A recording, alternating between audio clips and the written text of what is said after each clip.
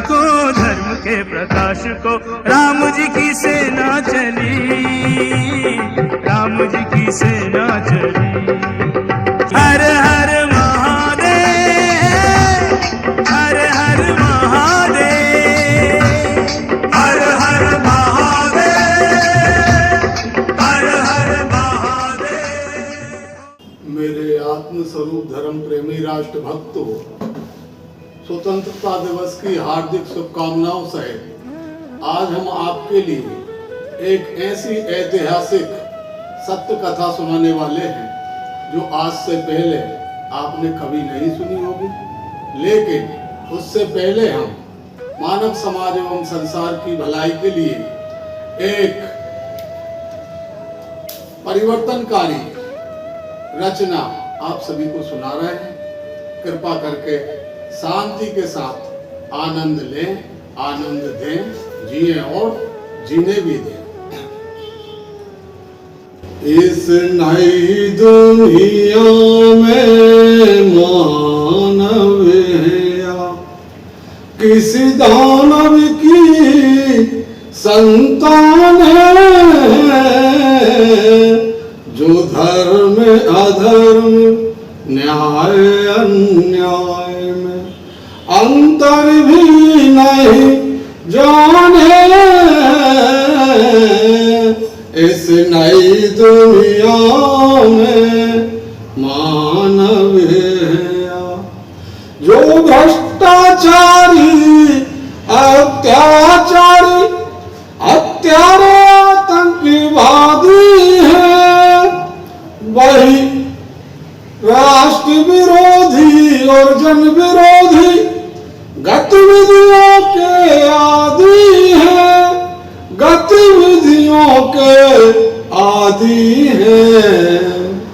अब कोई तो दिखा दो उन्हें आईना, अब कोई तो दिखा दो उन्हें आईना। दुनिया उनको क्या माने इस नई दुनिया में मानव है या कुछ ऋषि मुनि और महापुरुष तो दानवों का छल बल जाने हैं, पर कुछ मानव जान के भी ना जाने क्यों अनजाने हैं, ना जाने क्यों अनजाने हैं। बस दर्द है फौजी बाबा को, बस दर्द है फौजी बाबा को। कोई सत्य को क्यों नहीं माने इस नई दुनिया में मानव है। माना कि ये कलयुग है पर सत्य कभी नहीं हारा है। युगों युगों से मानव ने ही हर एक दानव को मारा है, हर एक दानव को मारा है। क्योंकि हम त्याग तपस्या बलिदानों के, हम त्याग तपस्या बलिदानों के साधक हैं दुनिया जाने। इस नई दुनिया में मानव है। हम विश्व गुरु भारतवासी वसुधैव कुटुंबकम वाले हैं। हम तो सतपथ के राही हैं, मानवता के रखवाले हैं, मानवता के रखवाले हैं। आओ साथियों कदम बढ़ाओ, आओ साथियों कदम बढ़ाओ। हम नहीं झुकने रुकने वाले हैं। इस नई दुनिया में मानव है या दानव की संतान है, जो धर्म अधर्म न्याय अन्याय में अंतर भी नहीं जाने, इस नई दुनिया में मानव है या। बोलिए धर्मवीर परमवीर धर्म प्रेमी राष्ट्र भक्तों की।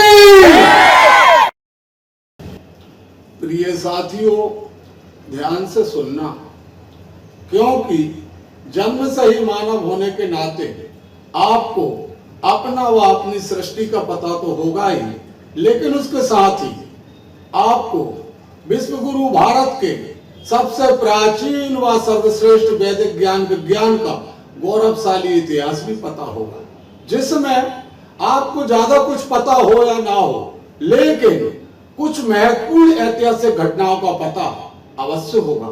जैसे कि धर्म व न्याय को लेकर मानव और दानव रूपी विचारधारा के बीच होते चले आ रहे अनेकों वैचारिक धर्म युद्धों में से देवासुर संग्राम, राम रावण युद्ध व महाभारत युद्ध का पता आपको होगा। फिर महाभारत युद्ध के बाद नए नए मत मजहब पंथ संप्रदाय चलाने वाले कुछ तथाकथित पथभ्रष्ट धर्म गुरुओं व उनके पूर्वजों का पता भी आपको होगा। फिर भारतवर्ष को गुलाम बनाने वाले व भारतीय संस्कृति को नष्ट भ्रष्ट करने वाले कुछ विधर्मी शासकों के साम्राज्य व उनका साथ देने वाले जयचंद जैसे देशद्रोही गद्दारों का पता भी आपको होगा। फिर भारतवर्ष को आजाद कराने के लिए स्वतंत्रता संग्राम में भाग लेने वाले क्रांतिकारी अमरवीर बलिदानियों व महान समाज सुधारक महर्षि दयानंद सरस्वती के उल्लेखनीय योगदान का पता भी आपको होगा। फिर सन 1885 में इंडियन नेशनल कांग्रेस पार्टी की स्थापना करने वाले अंग्रेज एलन आक्विस हुम के कारनामों व कांग्रेस पार्टी के उद्देश्यों का भी आपको पता होगा। फिर प्रथम द्वितीय विश्व युद्ध का पता भी आपको होगा। फिर 14 अगस्त 1947 को भारत को मिली आजादी के साथ ही भारत पाकिस्तान विभाजन व उसके कारणों का पता भी आपको होगा। उसके बाद एक ऐसा गड़बड़ घोटाला हुआ कि शेष खंडित भारत पर अंग्रेजों द्वारा स्थापित कांग्रेस पार्टी का राज हो गया। प्रिय साथियों, ध्यान देना, क्योंकि हमारे अधिकतम भारतवासी आज भी कांग्रेस पार्टी के चाल चरित्र व उसकी असलियत से अनजान है। इसलिए उन सब की जानकारी के लिए हम ये बता देना चाहते हैं कि यह वही कांग्रेस पार्टी है जिसका संस्थापक एलन आक्विस हुम सन 1857 में उत्तर प्रदेश के इटावा जिले में पुलिस डिप्टी कमिश्नर था, जिसने हमारे स्वतंत्रता संग्राम सेनानियों को ऊपर अंधाधुंध गोलियां चलवाई थी। लेकिन उसके बाद भी हमारे स्वतंत्रता संग्राम सेनानी मैदान में डटे रहे और अंग्रेजों से संघर्ष करते रहे। और बाबू सुभाष चंद्र बोस ने तो ऐसा कमाल किया कि अंग्रेजों के दुश्मन जर्मन जापान के साथ मिलकर आजाद हिंद फौज के नाम से एक सशस्त्र सेना तैयार कर अंग्रेजों के पसीने छुड़ा दिए। अंग्रेज बहुत चालाक थे, वो समझ गए अब ऐसे काम नहीं चलेगा, तो फिर उन्होंने कूटनीति का सहारा लिया और भारत का जनमत अंग्रेजों के पक्ष में करने के लिए अपने वफादार सेवक एलन आक्विस हुम के द्वारा सन 1885 में कांग्रेस का गठन करवाकर स्थापित करवा दिया, जिसमें कुछ हद तक वो सफल भी हुए और भारत पर कांग्रेस पार्टी का राज हो गया। फिर अंग्रेज कांग्रेस पार्टी के माध्यम से राजनीति के टुकड़े डालने लगे और भारत के लोगों को प्रांतीय असेंबलियों व केंद्रीय पार्लियामेंट में प्रतिनिधित्व देने लगे, जिससे भारत के अधिकतम लालची लोग कांग्रेस के पीछे भागने लगे और कांग्रेस पार्टी में शामिल होने लगे। उसी बीच लॉर्ड गवर्नर अंग्रेज मैकाले ने भी उच्च नौकरियां पाने के लिए अंग्रेजी पढ़ना अनिवार्य कर दिया, जिससे भारत के लोग अंग्रेजी कॉन्वेंट स्कूलों में पढ़ने लगे और अंग्रेजी पढ़ लिख कर नौकरियां भी पाने लगे, जिससे भारत के लोगों के ऊपर अंग्रेजों की राजभक्ति का रंग चढ़ने लगा और अंग्रेज उन्हें अंग्रेजियत में ढालकर मानसिक रूप से गुलाम बनाने लगे। स्थिति बिगड़ती गई, पड़ोसी देश भारत के ऊपर हावी होने लगे,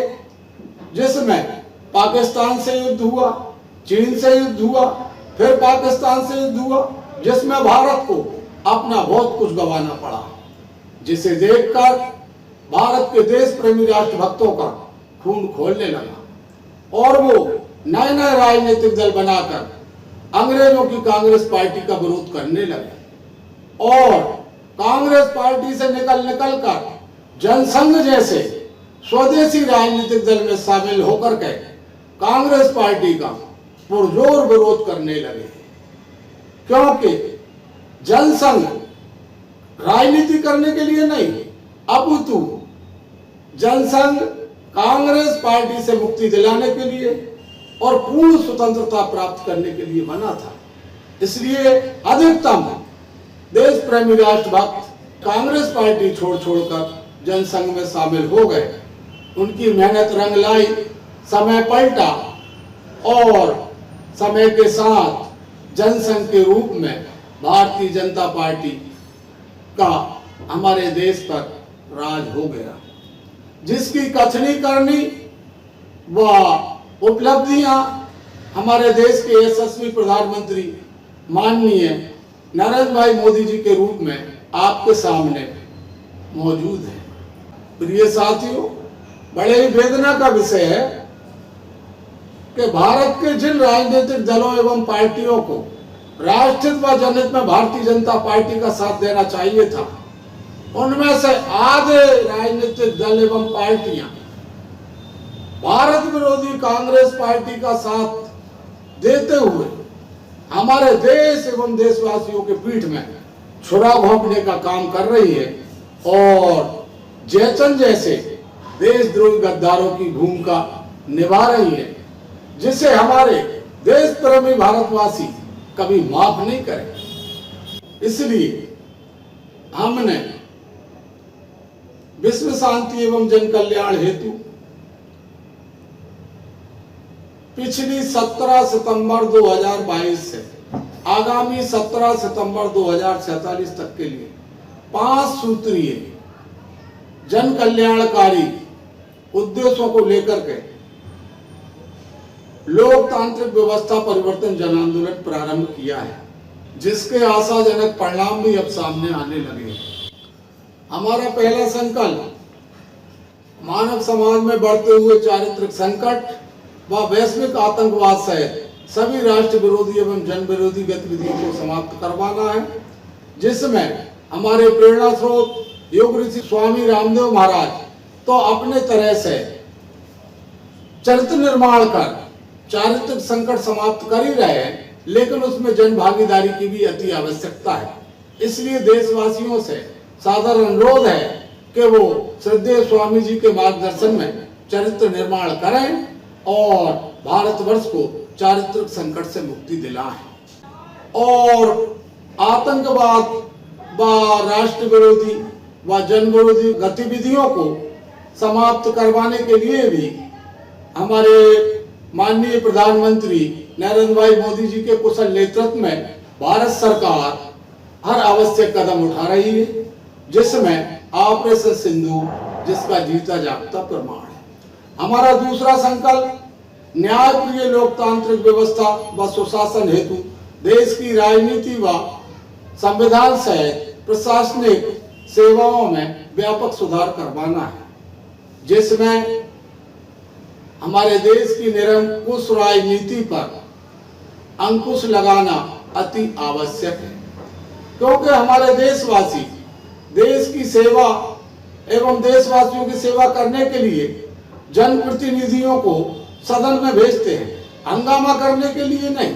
इसलिए भारत शासन से हमारा निवेदन है कि वो सभी अनुशासनहीन जनप्रतिनिधियों पर कठोर से कठोर कार्रवाई करे, जिससे कि हमारे लोकतांत्रिक मूल्यों व सदन की गरिमा को बरकरार रखा जा सके व इसकी रक्षा की जा सके।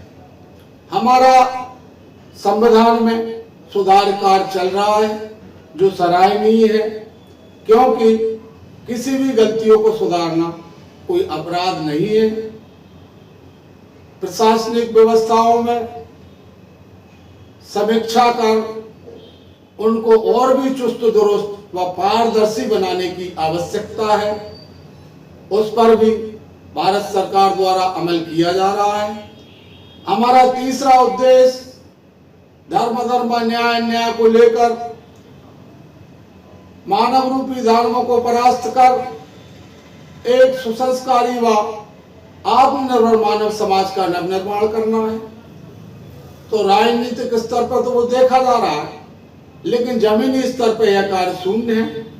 इसलिए हमारे सभी धर्म गुरुओं से हमारी करबद्ध प्रार्थना है कि वो देशवासियों का उचित मार्गदर्शन करें और एक सुसंस्कारी व आत्मनिर्भर मानव समाज का नवनिर्माण करने में देशवासियों को अपना सहयोग प्रदान करें। हम उनके सदैव ही आभारी रहेंगे।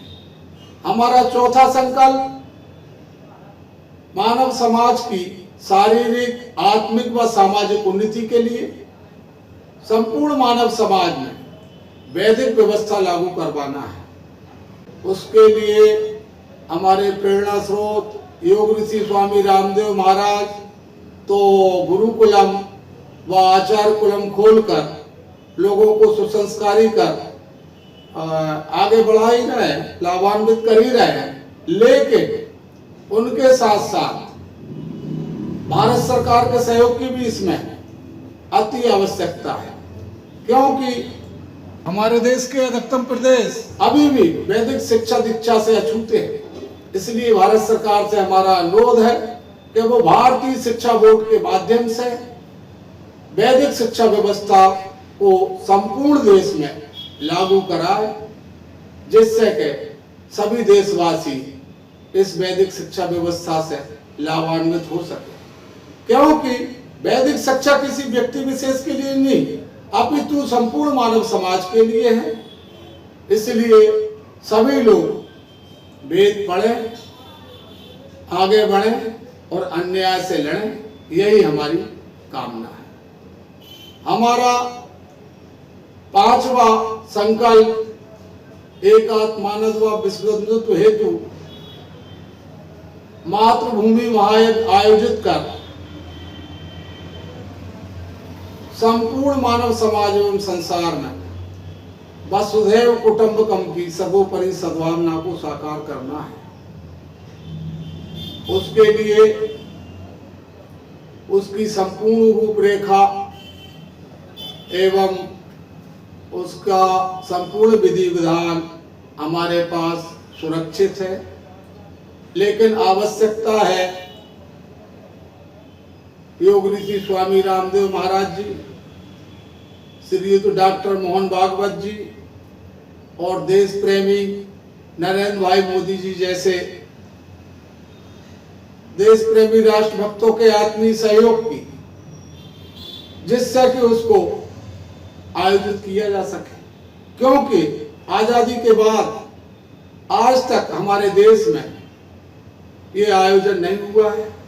इसलिए इन तीनों मूर्तियों से, इन त्रिदेवों से हमारी करबद्ध प्रार्थना है कि वो शीघ्र अति शीघ्र ही जन कल्याणकारी मातृभूमि महायज्ञ को भारतवर्ष में आयोजित कराएं और संपूर्ण मानव समाज एवं संसार को शारीरिक, आत्मिक और सामाजिक रूप से लाभान्वित कराएं। यही हमारी कामना है। अब शेष रही बात लोकतांत्रिक व्यवस्था परिवर्तन जन आंदोलन की, तो उसको हम शांतिपूर्वक तरीके से अपने सहयोगियों व वैचारिक क्रांति के माध्यम से चला ही रहे हैं, आगे भी चलाएंगे। लेकिन इसमें अभी तक हमको हमारे देशवासियों का सहयोग नहीं मिल पा रहा है। इसलिए संपूर्ण भारतवासियों से हमारी करबद्ध प्रार्थना है कि वो अपने देश, धर्म, संस्कृति की सेवा सुरक्षा के लिए हमारा उचित सहयोग करें और इस कार्य में हाथ बटाने के लिए आगे आए। इन्हीं सब शुभकामनाओं के साथ हम विदा लेते हैं। बोलिए सत्य सनातन वैदिक धर्म की, विश्व गुरु भारत की, भारत माता की। फिर मिलेंगे।